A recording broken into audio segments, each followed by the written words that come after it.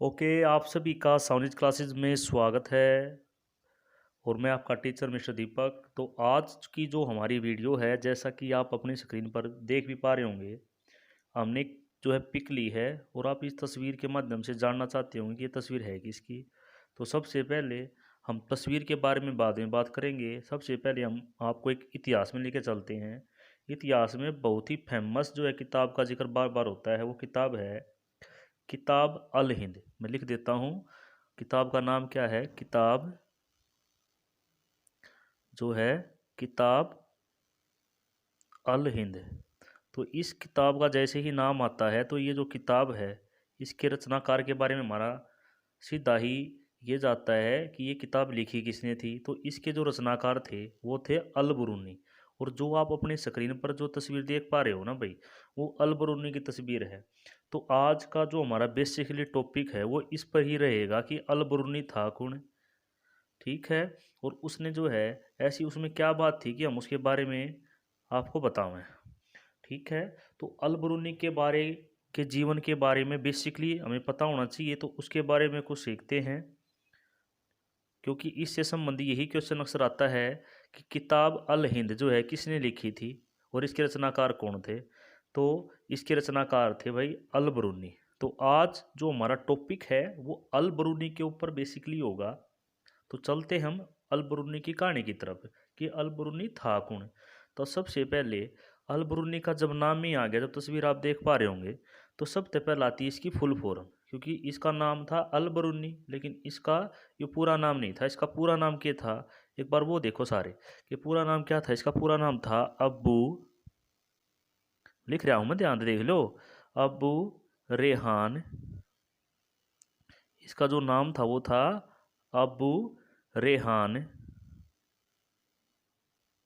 मोहम्मद, अबू रेहान मोहम्मद बिन मोहम्मद बिन अहमद, ये इसका नाम था भाई। ठीक है, अबू रेहान मोहम्मद बिन अहमद अल बरूनी। ठीक है। तो ये उसका क्यों था भाई? इसका फुल नाम था।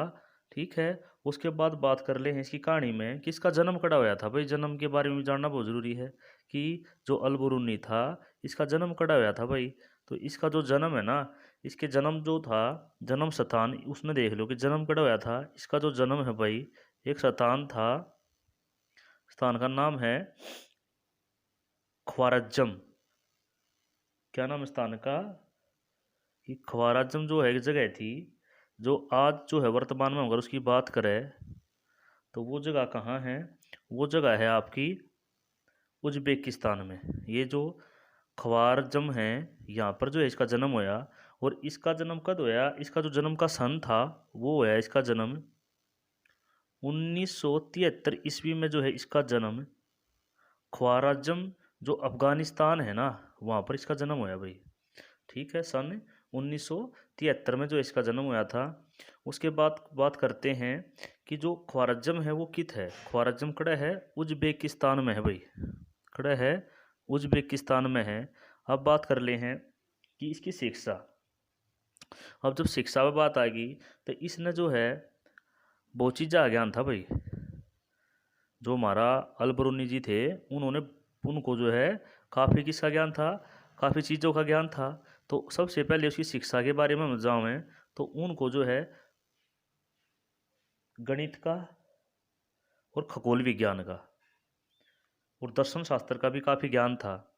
उनके गुरु थे भाई, जिस तरह उन्होंने ये सब कुछ सीखा था, उनके गुरु का नाम था, ये इंपॉर्टेंट चीज़ होती हैं, उनके गुरु थे जो, उनके गुरु कौन थे? गुरु का नाम था भाई मंसूर।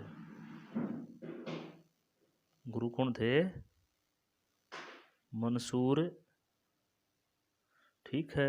उनके गुरु का नाम था मंसूर। मंसूर से उन्होंने क्या सीखा? काफ़ी ज्ञान जो है प्राप्त किया। ओके भाई, अब बात कर लेते हैं हमें इनके जो है यात्राओं के बारे में कि कड़े कड़े की यात्रा जो है इन्होंने की। तो सबसे पहले जब यात्रा के बारे में बात आ गई तो ये घूमने का काफ़ी शौक रखा करते।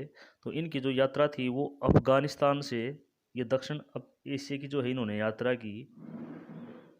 और उसके बाद जो है भारत में ये किसके साथ आए थे? भारत में ये मोहम्मद गजनी के साथ जो है भारत आए। किसके साथ? महमूद गजनी के साथ। महमूद गजनवी के साथ ये कहाँ आए? इन्होंने भारत में आए। ठीक है, उनके साथ जो है भारत आए। उसके बाद इन्होंने जो है भारत और श्रीलंका की यात्रा करी। कब करी वो यात्रा? 1017 से लेकर 20 तक इन्होंने जो है भारत की और श्रीलंका की यात्रा करी। ठीक है,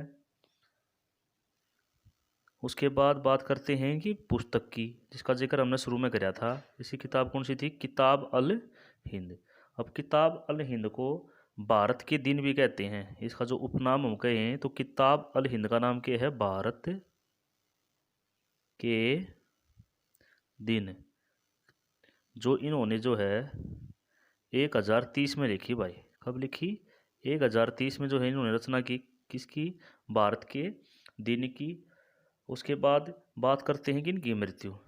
अब इनकी मृत्यु होगी भाई, इनकी डेथ जो है 1048 में गजनी में होगी। 1048। कहाँ पर? कौन सा स्थान था? गजनी।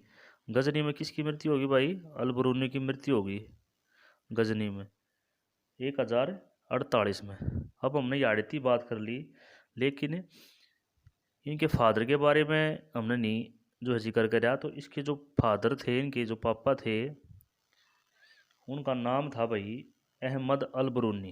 क्या नाम था? अहमद अल बरूनी। ये इनके पिता थे, अहमद अल बरूनी। इनके पापा का नाम था। उसके बाद बात करते हैं कि ये किस भाषा के कवि थे भाई, रचनाकार थे। तो इन्होंने जो है इनकी जो मातृभाषा, अगर पूछ ले कि अल बरूनी की मातृभाषा कौन सी थी, तो इनकी जो मातृभाषा थी वह थी फारसी। अल बरूनी की मातृभाषा के बारे में बात करें तो वो क्या थी? फारसी इनकी अपनी मातृभाषा थी। और यही नहीं था कि ये केवल फारसी जानते थे, ये जो है सीरियाई, संस्कृत और यूनानी भाषा भी ये जानते थे। और उसके बाद करते हैं इनकी रचना। इन्होंने है तकरीबन 146 किताबें लिखी हैं। कितनी?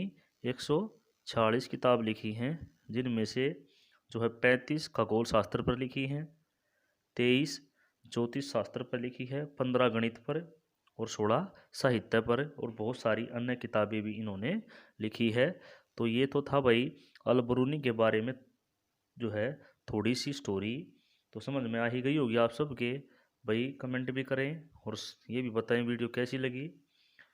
तो इसी प्रकार की वीडियो मैं आपके लिए और भी लेता हूँ, और भी जो है शेयर करता रहूँगा। आप जो है देखते रहें और दिल खोल कर भाई शेयर करो। ओके, कैसी लगी उसके बारे में ज़रूर बताएं। Thank you, bye.